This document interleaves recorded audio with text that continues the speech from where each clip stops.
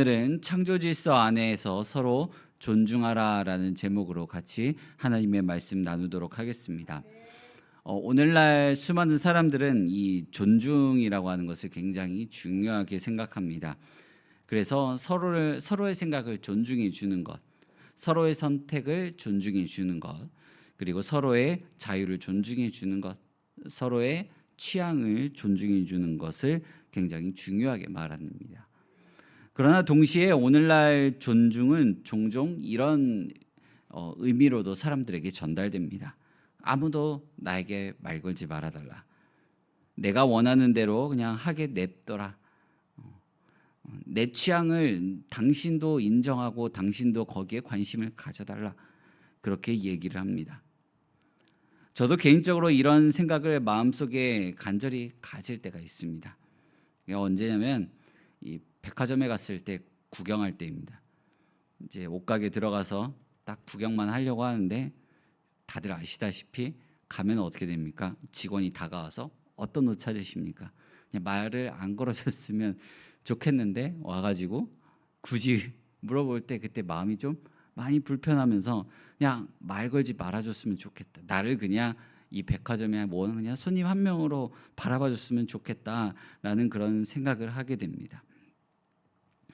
사회적으로도 관계적으로도 이런 태도는요, 오늘날에는 마치 미덕처럼 여겨집니다. 그 사람의 인생에 간섭하지 않는 것, 굳이 말하지 않는 것. 근데 이게 교회 안에서도 그런 문화가 이제 많이 퍼진 것 같습니다. 굳이 싫은 소리 하지 않는 것, 미움받지 않으려고 하는 것, 이것을 미덕으로 여기게 되고 또 그것을 어떻게 보면 상대방을 존중해 준다 생각하게 된 것 같습니다. 근데 그러다 보니까 어떤 일이 일어나냐면 옳은 소리를 제대로 말하지 못하게 됩니다. 그런데 그렇게 되면 존중은 사랑이 아니라 개인주의가 되어 방종이 되고요. 그리고 자유는 섬김이 아니라 그냥 자기 주장밖에 안 됩니다. 근데 이와 같은 문제를 고린도 교회도 가지고 있었습니다. 그들은 복음을 들었고 은사가 너무나도 다양하고 풍성했습니다. 하지만 교회 안에서는 자기의 자유와 권리를 앞세우는 일이 굉장히 많았었습니다. 예배 안에서도 남자와 여자의 질서, 외적 태도, 공동체의 덕이 흔들리고 있었습니다. 오늘 말씀 속 바울은 이 문제를 다루면서 단순히 남자는 이렇게 하고 여자는 이렇게 해야 된다라고 말하는 것이 아닙니다. 오늘 우리가 읽은 말씀만 봤을 때는 여자는 머리를 짧게 해서는 안 된다, 남자는 머리를 길어서는 안 된다, 이런 의미로 받아들여질 수도 있습니다. 하지만 그게 아닙니다. 바울은 더 깊은 질문을 던지고 있습니다. 너희는 하나님께로부터 난 존재임을 알고 있는가? 너희는 주 안에서 서로 필요로 하는, 서로 도와줘야 하는, 서로 섬겨야 하는 존재임을 알고 있는가? 너희의 그 자유로움이 교회를 더 풍성하게 만들고 교회를 세워나가고 있는가? 이 질문을 던지고 있는 것입니다. 오늘 말씀은 우리에게 창조 질서는 서로를 억압하기 위한 질서가 아니라 서로를 존중하며 교회를 세우기 위한 하나님의 선한 질서라는 사실을 가르치고 있습니다. 우리 11절 말씀을 같이 한번 읽어보겠습니다. 그러나 주 안에는 남자 없이 여자만 있지 않고 여자 없이 남자만 있지 아니하니라. 아멘. 바울은 오늘 우리가 읽은 이 말씀 서두에서 창조의 질서와 세상의 질서를 주 안에서라는 이 복음적인 균형을 제시하고 있습니다. 주 안에서라는 말은 단순히 그냥 신앙적인 얘기가 아닙니다. 우리가 주 안에 있으니 이렇게 해야 된다라고 말하는 것이 아닙니다. 교회가 존재해야 되는 영역, 교회가 해야 되는 역할이 어느 범주 안에서 이루어져야 되는지를 말하고 있는 겁니다. 주 안에서입니다. 태초에 하나님께서 세우신 창조 질서는 오늘날까지도 여전히 유효하다라는 사실입니다. 나아가 이제는 그 질서가 예수 그리스도 안에서 새롭게 생각되어야 된다. 그 예수 그리스도 안에서 우리가 이 질서를 바로 잡아야 된다라는 사실을 전하고 있습니다. 그렇게 남자든 여자든 주 안에서 서로 돕는 배필로서 상호 의존적인 존재입니다. 교회는 그리스도를 머리로 삼고 있기 때문에 저와 여러분 또한 상호 의존적인 존재입니다. 장년들과 청년들이 그렇고 장로님, 권사님들과 주일학교 아이들이 그렇습니다. 다 주 안에서 상호 의존적입니다. 요즘 참 감사하게도 유치부에 아기들이 늘어나고 있습니다. 그리고 더 늘어날 예정입니다.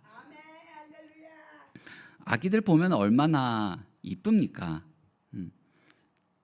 아기들로 인해서 이 목사님들로부터 해서 뭐 장로님, 권사님, 교회 수많은 사람들이 주일날 교회에 왔을 때 이 아이를 잠깐 보는 것만으로도, 아기들을 보는 것만으로도 입가에 미소가 퍼지고요, 뭔가 교회의 분위기가 밝아집니다.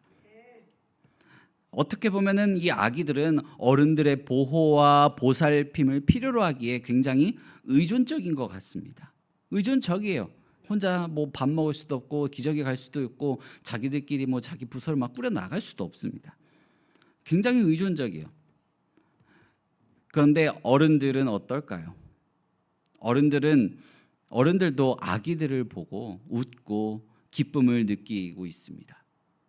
그냥 어른들끼리 이렇게 보면은 어떻습니까? 교회에서 반갑습니다 그냥 인사하고 그냥 근황 묻고 그냥 그렇게만 가요. 막 그렇게 막 아기들 봤을 때 막 이런 막 미소가 나타나지 않습니다. 이런 의미에서 어른들도 아기에게 굉장히 상호 의존적인 것 같습니다. 교회 안에는 이렇게 서로가 상호 의존적인 존재로 하나님께서 부르셨습니다. 바울은 이런 상호 의존성의 근원을 어디로부터 난 것인지 얘기하면 하나님이라고 전하고 있습니다. 여자가 남자에게서 난 것은 창조 질서입니다. 그러나 남자가 이 어머니에게서 태어나는 것 이것도 하나님께서 세우신 창조 안에서 이루어진 출생입니다. 이렇게 하나하나 생각하면 최종적으로 모든 것은 하나님께로부터 난 것임을 전하고 있습니다. 바울은 남녀 사이의 관계를 가정 안에서는 이 에베소서 5장 22절에서 25절까지는 이렇게 설명합니다. 아내들아 자기 남편에게 복종하기를 주께 하듯 하라. 이는 남편이 아내의 머리됨이 그리스도께서 교회의 머리됨과 같음이니 그가 바로 몸의 구주시니라. 그러므로 교회가 그리스도에게 하듯 아내들도 범사에 자기 남편에게 복종할지니라. 남편들아 아내를 사랑하기를 그리스도께서 교회를 사랑하시고 그 교회를 위하여 자신을 주신 같이 하라. 아멘. 이렇게 보면은 22절에서 25절까지 이 남자가 아내를 어떻게 섬겨야 되는지, 아내가 남편을 어떻게 섬겨야 되는지 기록되어 있는데, 아내가 남편을 섬기는 그 구절은 3절 동안 설명하고 있고요. 그리고 남편이 아내를 섬기는 모습은 단 한 절로 정리하고 있습니다.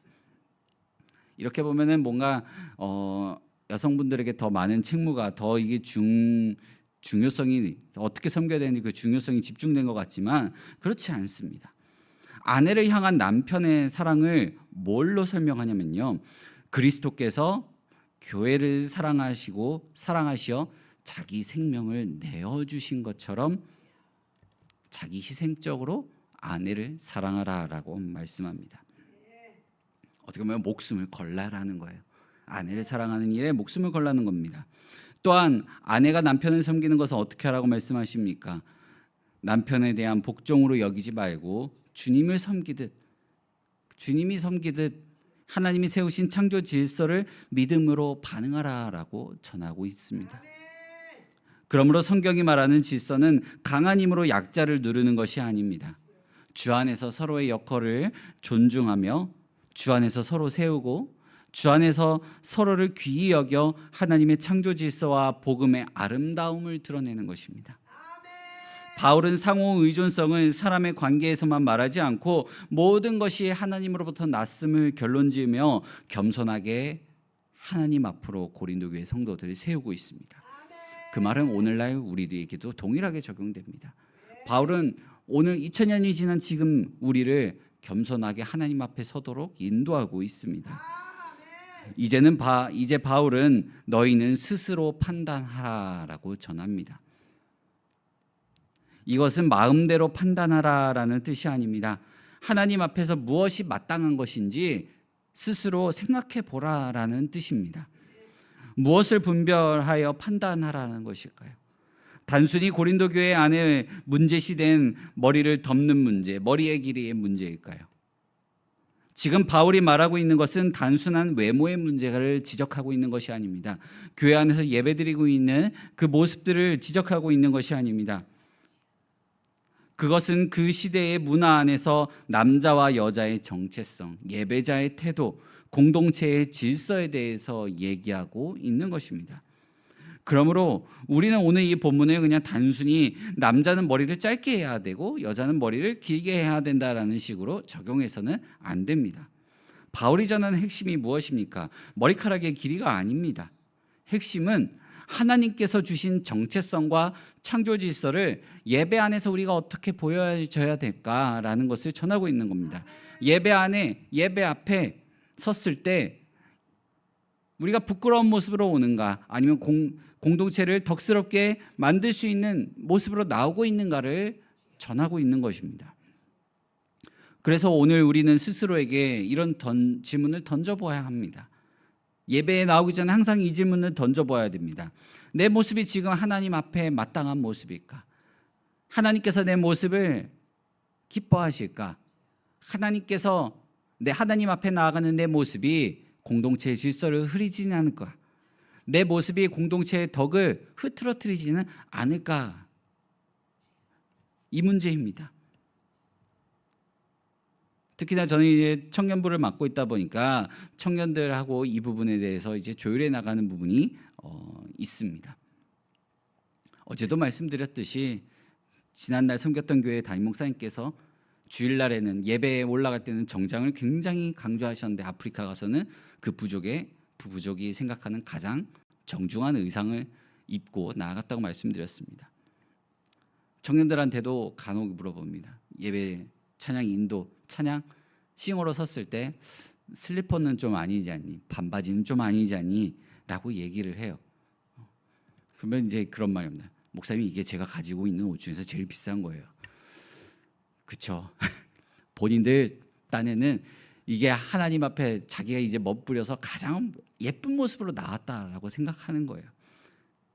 그것도 물론, 그 마음도 물론 중요합니다. 하지만 그 모습이 공동체의 덕을 세우고 있는가, 이것을 우리는 생각해 보자는 것입니다. 바울이 바로 그 질문을 던지고 있는 거예요. 하나님 앞에 서는 예배자는 자기 표현을 가장 앞세우는 사람이 아닙니다. 물론 하나님 앞에서 마음의 중심이 중요하다라는 말은 맞습니다. 하지만 마음의 중심이 외적 태도와 무관하다는 것은 아닙니다.